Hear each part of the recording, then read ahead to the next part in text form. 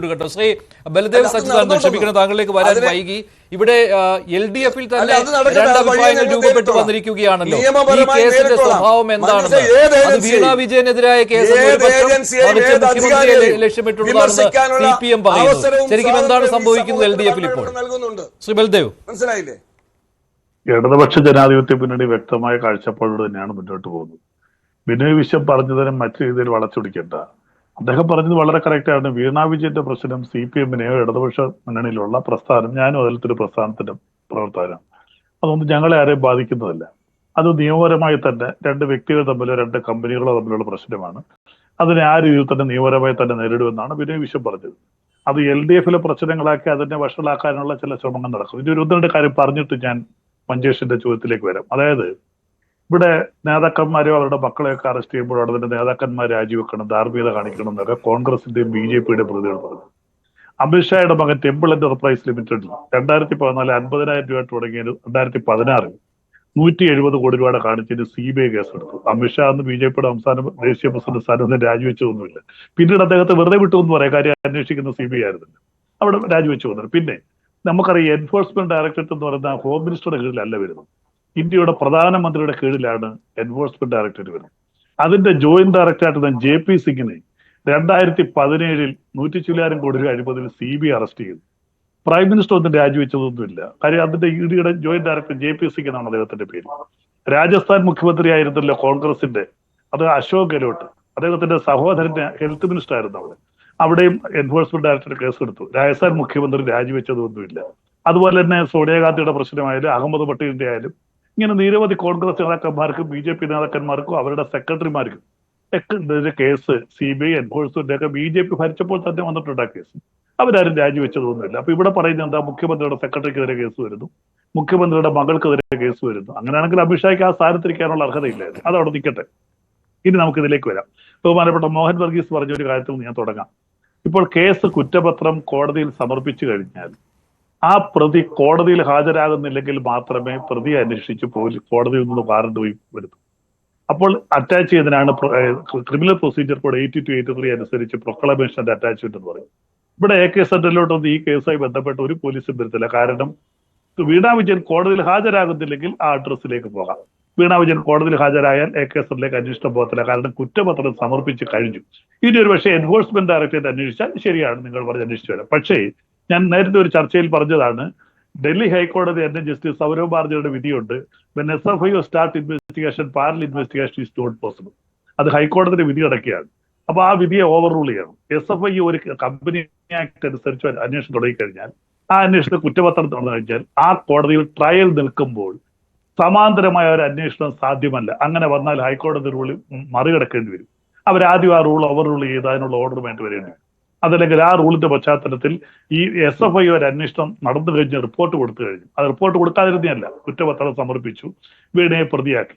അപ്പോൾ അതിനകത്ത് ഇനി എൻഫോഴ്സ്മെന്റ് ഡയറക്ടറേറ്റ് അന്വേഷിക്കണമെന്നുണ്ടെങ്കിൽ പുതിയ രീതിയിലുള്ള നിയമവ്യവസ്ഥകൾ വരേണ്ടി വരും. അതൊന്ന്. പിന്നൊന്ന്, ഇവിടെ ബഹുമാനപ്പെട്ട അനിൽ ബോസ് പറഞ്ഞ കാര്യം വളരെ കറക്റ്റാണ്. ഡോക്യുമെന്ററി എവിഡൻസ് ഉണ്ട്. ഞങ്ങളും അതിൽ തന്നെയാണ് പറയുന്നത്.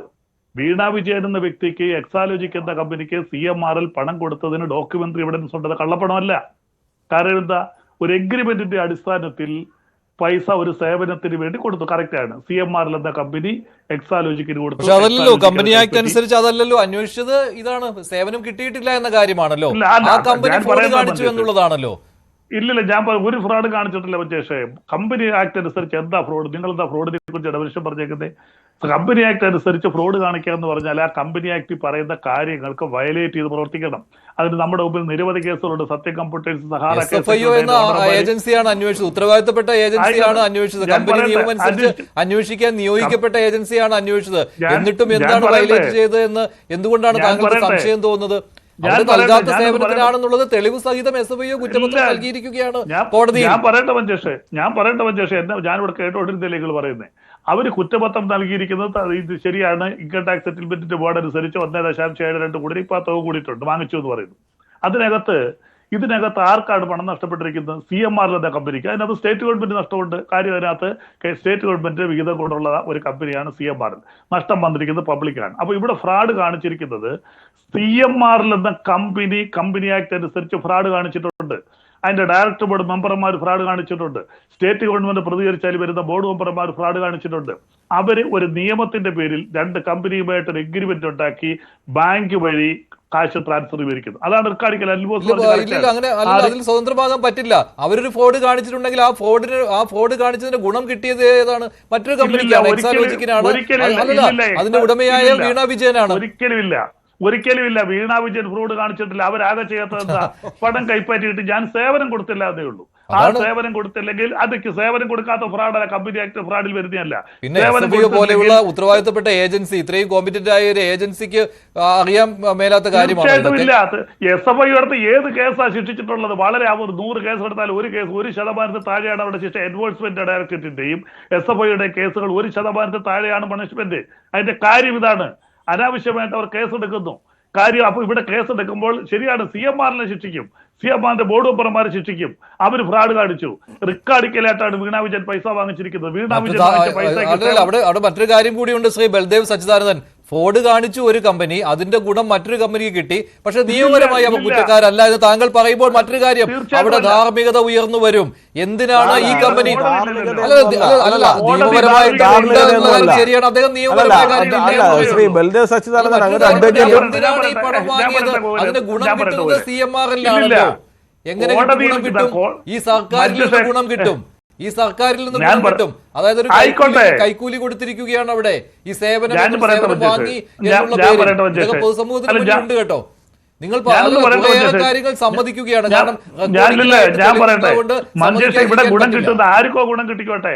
ഇവിടെ ഫ്രോഡ് കാണിച്ചിരിക്കുന്നത് CMRലാണ്. അവർക്കെതിരെ കേസ് വരും, ഫ്രോഡ് നിൽക്കും, യാതൊരു തർക്കവുമില്ല. ഞാനൊരു കാര്യം ചോദിച്ചോട്ടെ, CMR എന്ന് പറയുന്ന ഒരു കമ്പനിക്ക് 1.72 കോടി രൂപ വെറുതെ ഒരു കമ്പനിക്ക് അയച്ചു കൊടുത്തിട്ട് ഫ്രോഡ് കാണിക്കേണ്ട ആവശ്യം എന്തായിരുന്നു? നമ്മൾ ആദ്യം വന്ന രണ്ടാമത്തത് എംപവറല്ലേ? ഞാൻ അല്ലല്ല, ഞാൻ എന്റെ സംശയമാണ്, CMRൽ ഫ്രോഡ് കാണിച്ചു എന്ന് അങ്ങേക്ക് ഉറപ്പാണ്. CMR ആരെങ്കിലും കയ്യിലിരിക്കുന്ന കാശ് വേറൊരു കമ്പനിക്ക്, അതും ഇത്രയും പൈസ 2 കോടിയോളം രൂപ വേറൊരു കമ്പനിക്ക് കൊടുത്തിട്ട് ഫ്രോഡ് കാണിക്കേണ്ട ആവശ്യം എന്താണ് സാറേ? കോടതിയിൽ യുക്തിയല്ല